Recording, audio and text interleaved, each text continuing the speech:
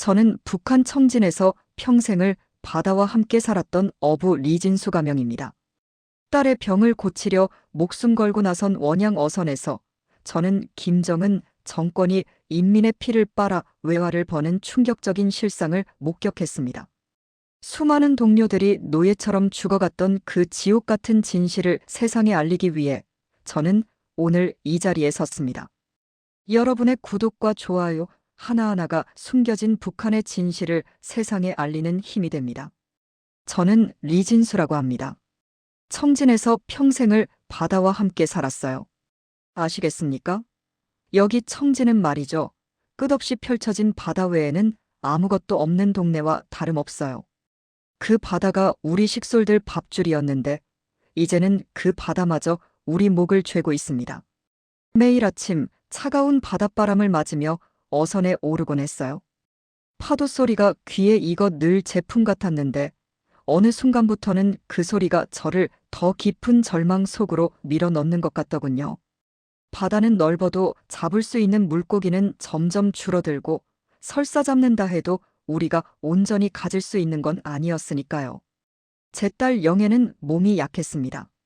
어릴 때부터 잔병치레가 잦았는데 제대로 먹이지 못해 비쩍 마른 아이를 보면 제 가슴이 찢어지는 것 같았어요. 쌀밥 한번 배불리 먹여보는 게 소원이었는데 그게 그렇게도 어려운 일이었더군요. 병원에 가봐도 약도 없고 의사동무들도 그저 눈치만 볼 뿐이었죠. 이 체제 아래서는 개인의 아픔 같은 건 아무도 관심 없다는 걸 그때 뼈저리게 느꼈습니다. 원양수산관리국 보위부에 최동철이라는 자가 있었어요. 그 자는 말이죠. 늘 번들거리는 웃음을 띠고 있었지만 눈빛은 칼날 같았습니다. 어획량 목표가 매번 비현실적으로 내려왔어요. 작년에 비해서 2배, 3배를 더 잡으라고 하더군요. 우리가 무슨 마법사도 아니고 없는 물고기를 어찌 잡으란 말입니까? 하지만 그에게 그런 소리는 씨알도 안 먹혔습니다. 리진수 동무 수령님께서 하사하신 어획량 목표는 당의 지시 아니겠습니까? 어쩌자고 자꾸 불평불만을 늘어놓으시는 겁니까? 이번에도 목표를 달성하지 못하면 동무 가족들이 어찌 될지 잘 생각해 보시라요. 그는 늘 이런 식으로 저를 압박했습니다. 그의 말 한마디 한마디에 제 심장이 덜컥 내려앉곤 했어요. 목표 미달은 곧 반역자로 찍히는 것이고 그러면 제 처자식들까지 끌려가게 될 것이 뻔했으니까요. 아시겠습니까? 그건 단순한 협박이 아니었어요. 실제로 많은 이들이 그렇게 사라져갔으니까요. 제 눈으로 똑똑히 봤습니다. 영애의 기침 소리가 밤마다 제 귀에 맴돌았어요. 그 마른 어깨를 보고 있자니 이대로는 안 되겠다는 생각이 들더군요. 그 차가운 바다 위에서 저는 매일 밤 고민했습니다. 이 절망의 굴레에서 벗어날 길은 정령 없는 것일까 하고요. 배에 오를 때마다 바다 저편 어딘가에 자유가 있을지도 모른다는 막연한 희망이 저를 붙잡았습니다. 하지만 그 희망은 너무나 멀리, 너무나 아득하게 느껴졌죠. 최동철 그자의 서슬 퍼런 눈빛과 영애의 앙상한 모습이 번갈아 떠오르면서 제 마음은 갈대처럼 흔들렸습니다. 그때였어요. 제 딸 영애가 그만 쓰러지고 말았지 뭡니까? 며칠을 굶어 기운이 없던 애가 갑자기 피를 토하는데 제 심장이 그때 같이 멎는 줄 알았습니다. 시장에서 얻어온 쌀 몇 톨로 겨우 죽을 쑤어 먹여도 애는 점점 말라갔어요. 의원님들은 그저 영양실조라고 약도 변변찮게 주면서 그저 잘 먹이라고만 했죠. 하지만 잘 먹인다는 게 당장 저에게는 하늘의 별 따기였지 뭡니까. 더는 이렇게 살 수 없겠더군요. 영애를 살리려면 제가 뭘 해야 할지 생각하고 또 생각했습니다. 목숨을 걸어야 한다 해도 이 땅을 떠나야만 한다는 결론에 이르렀어요. 자유라는 것이 뭔지는 몰라도 적어도 제 딸이 굶어 죽지 않는 곳이라면 그곳이 어디든 가야겠다고요. 그때부터 제 머릿속에는 오직 탈북, 그 한 단어만 가득 찼습니다. 마지막 조업을 준비했어요. 제가 타고 나갈 배는 봉화호였습니다. 사실 봉화호는 단순한 어선이 아니었죠. 당 간부들의 외화벌이를 위해 은밀히 움직이는 배였습니다. 공식적으로는 수산물 조업선이지만 실제로는 귀한 물건들을 싣고 중국 쪽으로 드나들었더군요. 그 속에서 저는 뭔가 이상한 낌새를 눈치챘었어요. 단순한 조업이라고 하기엔 너무 많은 감시와 너무 비밀스러운 움직임들이 있었거든요. 그래서 저는 봉화호에 오르는 김에 그들이 무슨 짓을 하는지 그 진실을 밝혀내기로 마음먹었습니다. 어쩌면 그게 제가 영애에게 줄 수 있는 마지막 선물일지도 모른다고 생각했어요. 그들의 외화벌이 뒤에 숨겨진 인권 유린의 실체, 분명 뭔가 있을 겁니다. 그걸 세상에 알리는 것이 제 딸에게 더 나은 미래를 열어줄 작은 씨앗이 될 수도 있겠다 싶었지요. 조업 나간다고 아내에게 말하는 제 목소리가 얼마나 떨렸는지 모릅니다. 아내는 그저 걱정스러운 눈빛으로 저를 바라볼 뿐이었어요. 영애는 제 품에 안겨 콜록거리며 잠들어 있었고요. 그 작은 숨소리가 마치 저에게 빨리 떠나라고 재촉하는 듯 들렸습니다. 어두운 방 안에서 저는 영애의 작은 손을 부여잡고 반드시 살아 돌아오겠다고, 꼭 널 살려내겠다고 맹세했죠. 봉화호 선착장은 언제나 삼엄했습니다. 보위부원들이 눈에 불을 켜고 드나드는 사람들을 감시했어요. 작은 실수라도 하면 바로 끌려가는 곳이었으니 제 심장은 발걸음을 옮길 때마다 터질 듯 뛰었습니다. 제가 마치 거미줄 위를 걷는 벌레 같았죠. 살짝만 건드려도 금세 들통날 것 같은 기분이었습니다. 짭짤한 바닷바람이 제 얼굴을 스쳤지만 그 속에는 차가운 감시의 시선이 숨어 있는 듯 했습니다. 배에 오르기 전 선실을 둘러봤습니다. 평소와 다름없는 조업 도구들이 보였지만 제 눈에는 모든 것이 의심스러웠어요. 낡은 어망 뒤편에 큼지막한 나무 상자들이 몇 개 보였습니다. 봉화호는 늘 이런 식으로 특별한 짐을 실어 날랐던 겁니다. 제 눈에는 보였지만 다른 어부들은 애써 못 본 척 혹은 정말 아무것도 모르는 척 조업 준비를 했어요. 그들의 눈빛에는 공포가 서려 있었죠. 아마 저와 같은 것을 보았어도 감히 입 밖으로 내지 못했을 겁니다. 저는 조심스럽게 그 상자들을 눈으로 훑었습니다. 겉보기엔 평범한 포장 같았지만 왠지 모를 위화감이 들었습니다. 저 안에 무엇이 들어있을까? 그리고 이 배가 정말 단순히 조업만을 위한 배가 아니라는 확신이 들었습니다. 이 모든 것이 제가 딸에게 자유를 주기 위한 마지막 몸부림이었습니다. 제가 살아 돌아갈 수 있을지 없을지는 모르지만 적어도 이 길을 가야만 했습니다. 그게 영애를 살리는 유일한 길이라고 저는 그렇게 믿었습니다. 이제 곧 배가 출항할 시간이 다가오고 있었어요. 백고동 소리가 제 귀청을 때리는 듯 했습니다. 쿵, 쿵 하는 백고동 소리가 제 심장 소리처럼 울렸습니다. 저는 이 배가 저를 어디로 데려갈지, 또 제가 그 안에서 무엇을 발견하게 될지는 아무도 모르는 일입니다. 하지만 저는 반드시 해낼 겁니다. 영애를 위해서라도 말입니다. 제가 딛고 있는 이 낡은 갑판 아래 어떤 비밀이 숨겨져 있을지 이제 직접 확인해 봐야 할 때가 왔습니다. 그날 밤은 유난히도 어둡고 차가웠습니다. 꼭 제 속마음 같았죠. 어머니와 아내, 어린 딸아이의 잠든 얼굴을 물끄러미 바라봤어요. 제 눈에 눈물이 고이는 걸 들킬까봐 숨소리마저 죽이며 그저 바라만 봤습니다. 이대로 깨워 제 계획을 말하면 어찌 될까 싶다가도 차마 그럴 용기가 나질 않더군요. 그저 이 못난 아들, 남편 아비가 언젠가 꼭 돌아오겠다고, 더 나은 삶을 선물해주겠다고 속으로만 수백 번 다짐했어요. 정말로 발길이 떨어지지 않았습니다. 이대로 멈춰 서서 모든 걸 포기할까 하는 생각도 잠시 스쳤지만 이 척박한 땅에서 고통받을 제 가족들을 생각하니 그럴 수도 없었지요. 저는 그저 고개를 푹 숙인 채 이 집 문을 나섰습니다. 문 밖으로 나서는 순간 제 심장이 마치 얼음물에라도 잠긴 듯 차갑게 굳어버리는 것 같더군요.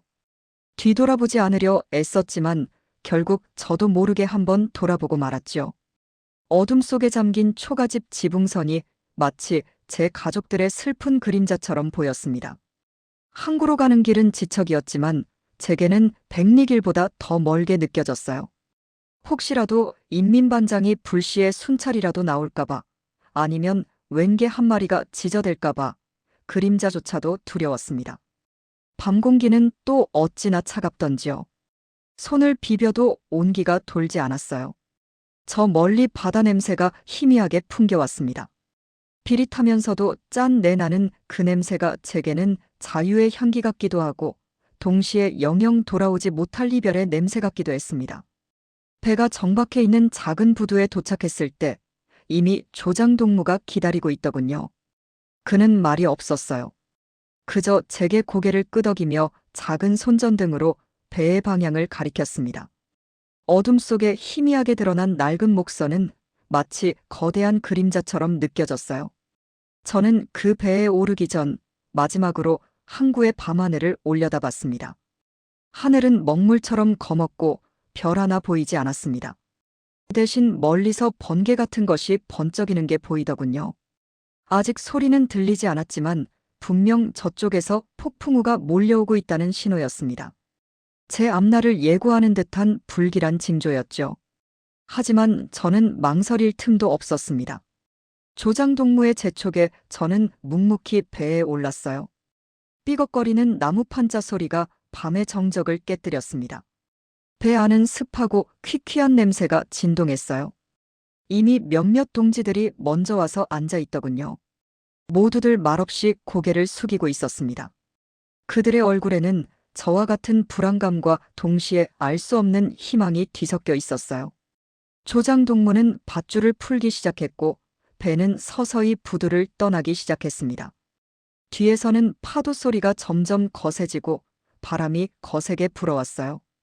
제가 그렇게 목선을 타고 어둠 속으로 사라지던 바로 그 시각, 보안원 최동철은 제 집 주변을 맴돌고 있었습니다. 그는 이미 며칠 전부터 제가 수상하다는 걸 눈치채고 있었더군요. 제가 밤마다 몰래 집을 나서 어디론가 향하는 것을 몇 번 목격했다고 합니다. 그날 밤 그는 제 집에 불이 꺼진 것을 확인하고도 한참을 서성였습니다. 그리고는 인기척이 없는 제 집 문 앞에서 한참을 귀 기울이고 서 있었어요. 마치 짐승처럼 냄새를 맡고 흔적을 찾으려는 듯 말입니다. 그자는 제가 사라진 걸 직감적으로 알아차렸을 겁니다. 그 시각 저는 거친 파도에 몸을 맡긴 채 알 수 없는 운명 속으로 나아가고 있었습니다. 폭풍우가 몰려오고 있었어요. 바다는 점점 더 거칠어졌습니다. 폭풍이 동해를 삼키던 그 밤은 정말이지 죽음의 문턱을 넘나드는 시간이었지 말입니다. 배는 성난 파도에 장난감처럼 이리저리 내던져졌어요. 앞이 제대로 보이지 않을 정도로 빗줄기가 쏟아졌고 번개는 하늘을 갈랐습니다. 번쩍하고 터지는 섬광에 저 멀리 파도 산맥이 잠깐 모습을 드러냈다가 곧바로 칠흑 같은 어둠 속으로 사라지곤 했죠. 몸은 이미 차디찬 바닷물에 흠뻑 젖어서 얼어붙는 것 같았어요. 손은 뱃머리를 잡고 있는 키에 꽉 달라붙어 떨어지지 않았습니다. 파도가 덮칠 때마다 배는 좌우로 심하게 흔들렸고 저는 그 충격에 휘청이며 정신을 차리기 위해 안간힘을 썼지 말입니다. 솔직히 그 순간에는 이대로 죽는 건가 하는 생각도 들었지 말입니다. 이 엄청난 자연의 힘 앞에 사람 목숨이란 게 정말이지 풀잎보다도 가벼운 거더군요. 하지만 죽을 수 없었습니다. 그 거친 파도 속에서도 제 눈앞에는 고향에 두고 온 가족들의 얼굴이 아른거렸어요. 내 어린 딸아이의 해맑은 웃음소리가 귓가에 맴돌았고 늙으신 어머님 걱정에 가슴이 미어졌습니다. 이대로 포기하면 그 모든 고생이 헛수고가 되는 것 아니겠습니까? 그들을 다시 만나 자유로운 땅에서 살겠다는 일념 하나로 저는 이를 악물고 키를 놓지 않았습니다. 배 안에는 이미 물이 제법 차올라 발목까지 잠겼습니다. 덜컹거리는 배는 금방이라도 부서질 것 같았어요. 엔진 소리마저도 성난 파도 소리에 묻혀 희미하게 들려왔지 말입니다.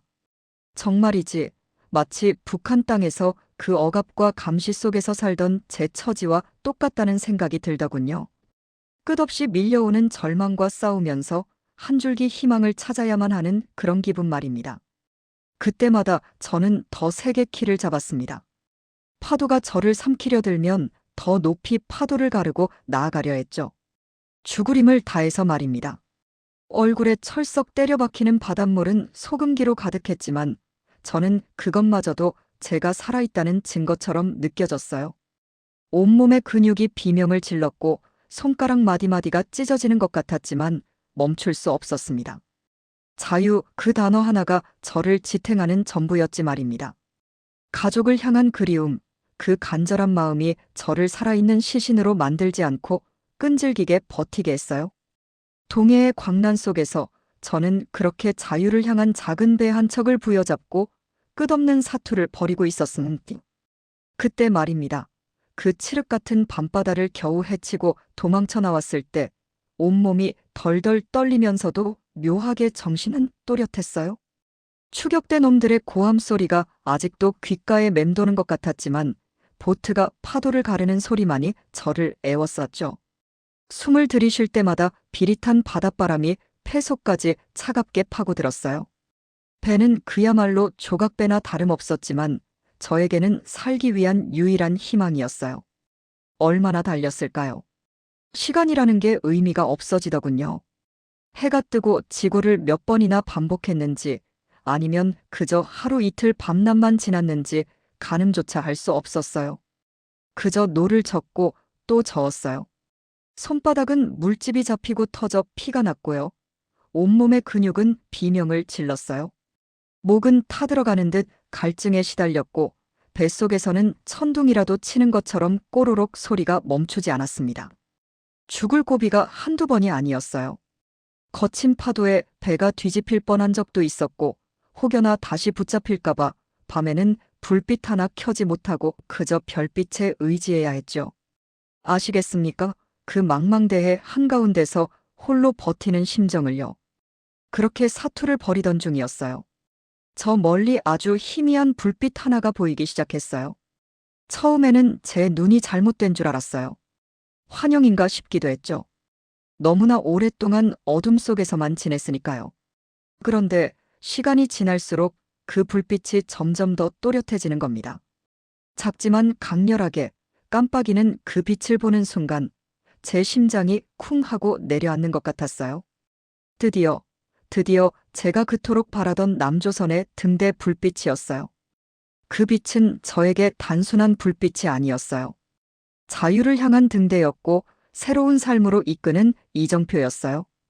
평생을 억압 속에서 살아왔던 제가 감시와 통제에서 벗어나 사람답게 살 수 있다는 희망의 빛이었죠. 눈물이 하염없이 흘러내리더군요.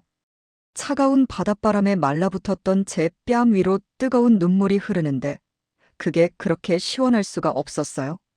하지만 기쁨도 잠시였습니다. 그 등대 불빛이 선명해질수록 제 마음 한편에서는 또 다른 아픔이 밀려왔어요. 이 등대를 넘어선다는 건 곧 제 고향을 완전히 등진다는 뜻이었으니까요. 압록강가에 두고 온 어머니, 아버지, 그리고 제 아내와 어린 자식들 얼굴이 파노라마처럼 스쳐 지나갔습니다. 제 품에 안겨 잠들던 아이의 작은 숨결, 아내가 끓여주던 옥수수죽의 구수한 냄새, 부모님의 주름진 손길, 그 모든 것들이 너무나 생생하게 떠올라 제 가슴을 미어지게 했어요. 이 땅을 떠나면 다시는 그들을 볼 수 없을지도 모른다는 생각에 목이 메었어요. 제가 이렇게 자유를 찾아왔지만 그들은 여전히 그 어둠 속에서 살아가고 있을 테지요. 제가 과연 잘한 일일까? 그들을 두고 오는 것이 옳은 선택이었을까? 수없이 자문했어요. 하지만 결국 저는 제 자식들에게 그리고 저 자신에게 더 나은 미래를 보여주고 싶었어요. 이 땅의 자유를 통해 언젠가 그들에게도 희망의 빛을 보내줄 수 있을 거라는 그런 간절한 믿음으로 여기까지 온 거예요. 등대 불빛은 이제 제 눈앞에서 더욱 밝게 빛나고 있었습니다. 파도 소리가 점점 더 크게 들려왔고 멀리 희미하게나마 땅의 윤곽이 보이는 듯 했어요. 이제 정말 다 왔구나 싶었죠. 그러나 제 마음은 기쁨과 슬픔, 희망과 그리움이 뒤섞여 복잡하기만 했습니다. 저는 그렇게 칠흑 같은 바다 위에서 희미하지만 찬란한 등대 불빛을 향해 오직 제 보트 하나에 몸을 싣고 나아가고 있었어요. 제가 이 남조선 땅에 발을 디딘 게 며칠이 되었는지 아직도 꿈만 같습니다. 비행기에서 내리는데 온통 번쩍이는 불빛들에 눈이 부셔서 똑바로 보기도 어려웠어요. 여기 사람들 말로는 야경이라고 하더군요. 우리 북조선에서 보던 밤하늘과는 너무나 달랐어요. 검붉고 어두운 밤하늘이 아니라 휘황찬란한 빛으로 가득 찬 세상이라니. 처음에는 모든 게 어색하고 또 무서웠습니다. 텔레비전에서 나오는 말들도 다르고 사람들이 입은 옷도 다르고 심지어 버스에서 흘러나오는 노래들도 제게는 너무나 낯설어서 마치 다른 별에 떨어진 기분이었어요. 하지만 제가 여기까지 온 이유는 분명했습니다. 그저 제 한 몸 편안하게 살자고 이 목숨을 걸고 온 것이 아니었으니까요. 제가 이 자리에서 말씀드리고 싶은 것은 우리 공화국이, 아니 김정은 정권이 얼마나 잔인한 방법으로 인민의 피를 빨아 외화를 벌어들이고 있는지, 그리고 그 과정에서 얼마나 많은 사람들이 고통받고 있는지에 대한 이야기입니다. 제가 탔던 배는 원양어선이었습니다. 아시겠습니까? 망망대해를 떠다니며 고기를 잡는 배 말입니다. 겉보기엔 그저 고기를 잡아서 파는 일 같아 보이겠지만 실상은 전혀 달랐습니다. 우리처럼 외국에 나가는 선원들은 사실상 노예나 다름없었습니다. 배에 오르는 순간부터 우리는 철저하게 감시받았어요. 동무들끼리도 믿을 수 없었죠. 누가 감시원인지 누가 보위부의 끈앞풀인지 알 수 없으니까요. 배 안에서의 생활은 정말 지옥 같았습니다. 하루에 10여 시간 넘게 쉬지 않고 일해야 했습니다. 잠은 쪽잠을 자는 것이 전부였고 음식은 늘 강냉이죽과 소금에 절인 생선이 전부였어요. 영양실조로 쓰러지는 동무들도 많았고요. 아파도 약 한 알 제대로 먹지 못하고 심지어 심하게 다쳐도 병원에 갈 수 없었습니다. 배에서 죽어나간 동무들도 여럿 있습니다. 그 시신은 바다에 수장되는 것이 전부였어요. 가족에게는 그저 실종이나 병사로 통보될 뿐이었죠. 이 모든 고통이 다 외화벌이 때문이었습니다. 우리가 잡은 고기는 거의 전량 외국에 팔려나갔습니다. 하지만 그 돈은 우리에게 단 한 푼도 돌아오지 않았습니다. 배가 벌어들인 모든 수익은 고스란히 김정은 정권의 주머니로 들어갔습니다. 그들은 우리 인민의 피와 땀을 팔아서 핵무기를 만들고 사치품을 들이는 데 쓰고 있었습니다. 저는 이 사실을 직접 눈으로 보고 두 귀로 들으면서 더 이상 침묵할 수 없다고 생각했습니다. 제가 도망쳐 나올 때 배 안에는 아직도 수많은 동무들이 남아 있습니다. 그들은 여전히 그 지옥 같은 배에서 벗어나지 못하고 고통받고 있어요. 제가 이곳에 와서 할 수 있는 일은 그들의 목소리를 대신 내주는 것뿐이라고 생각했습니다. 부디 제 이야기를 믿어주시고 그들이 처한 비인간적인 현실을 세상에 알려주시기를 간곡히 부탁드립니다. 이 이야기는 단순히 저 한 사람의 탈북기가 아니라 수많은 북조선 인민들의 눈물이자 절규이니까요. 제 증언이 남조선 사람들한테 그렇게 큰 파장을 일으킬 줄은 정말 몰랐습니다. 텔레비전에도 나오고 신문에도 크게 났더군요. 어떤 분들은 저를 보며 눈물을 훔치고 어떤 분들은 분노에 찬 목소리로 북녘 땅의 현실을 성토하더랬습니다. 그분들의 따뜻한 시선과 안타까운 마음에 저는 또 한 번 목이 메였습니다.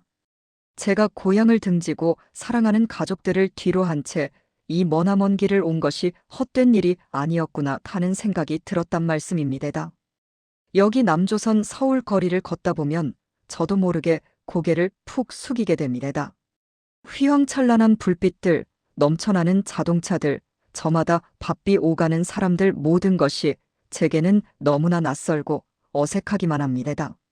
북녘 땅에서 특히 제가 살던 양강도 해산에서는 저녁이면 온 동네가 칠흑같이 어두워지고 사람들은 감시의 눈길을 피해 조심스레 발걸음을 옮기기 일쑤였습니다. 쌀 한 톨, 고기 한 점 구하기 힘들어 아랫배를 움켜쥐고 다녔던 그 시절을 생각하면 이곳의 풍요로움은 때로는 죄스럽기까지 합니다. 하지만 마음속 한편으로는 늘 고향과 가족에 대한 그리움이 사무칩니다. 아바이와 어마이 그리고 아직 어린 동생들. 제가 떠나온 후 그들은 어떻게 지낼까? 혹시 저 때문에 무슨 해코지를 당하지는 않을까? 밤마다 잠 못 이루며 그 걱정에 시달렸습니다. 자유를 찾아왔지만 그 자유는 때때로 저에게 크나큰 죄책감으로 다가오기도 했습니다. 내가 과연 옳은 선택을 한 것일까 하는 회의감도 들었습니다. 어느 날 저를 도와주시던 한 선생님께서 제 손을 잡고 말씀하셨습니다. 진수 씨, 당신의 용기가 헛되지 않을 겁니다. 당신이 자유를 찾아온 것은 당신 가족에게도 희망이 될 거예요. 그 말씀이 제 마음에 깊이 박혔습니다. 내가 이곳에서 인간다운 삶을 살고 북녘 땅의 현실을 알리는 것이 바로 고향에 대한, 가족에 대한 저의 책임감이라는 것을 깨달았단 말씀입니다. 그리고 얼마 지나지 않아 꿈에도 그리던 소식을 듣게 되었습니다. 제 아바이와 어마이, 동생들이 제 증언과 국제사회의 도움으로 제3국으로 무사히 나오게 되었다는 것이었습니다. 그 순간 저는 그 자리에 주저앉아 그동안 참아왔던 눈물을 쏟아냈습니다. 제 볼을 타고 흐르는 뜨거운 눈물은 슬픔이 아니라 기쁨과 안도감, 그리고 희망의 눈물이었습니다. 드디어 다시 가족을 만날 수 있게 된 것이었습니다. 며칠 후 공항에서 아바이와 어마이를 만났을 때 저는 그저 말없이 그분들의 품에 안겼습니다. 너무나도 깡마른 모습에 마음이 아팠지만 그들의 눈빛에는 저를 향한 애틋함과 안도감이 가득했습니다. 동생들은 저를 보자마자 달려와 매달렸습니다. 그 작은 손길이 저에게는 세상 어떤 보물보다도 소중하게 느껴졌습니다. 말로 다 표현할 수 없는 감격이 밀려왔습니다. 이 순간을 위해 제가 그 모든 고난을 이겨냈구나 하는 생각이 들더군요. 이제 저는 새로운 항해를 시작합니다. 낯선 남조선 땅에서 가족과 함께 인간다운 삶이 무엇인지 배우고 자유와 인권의 보편적 가치를 지키기 위해 노력할 것입니다. 아직도 북녘 땅에 남아있는 많은 동무들이 언젠가 저처럼 자유의 빛을 볼 수 있기를 간절히 바라면서 말입니다. 제가 겪은 일들이 그들에게도 작은 희망이 될 수 있다면 그것으로 저는 충분할 것 같습니다.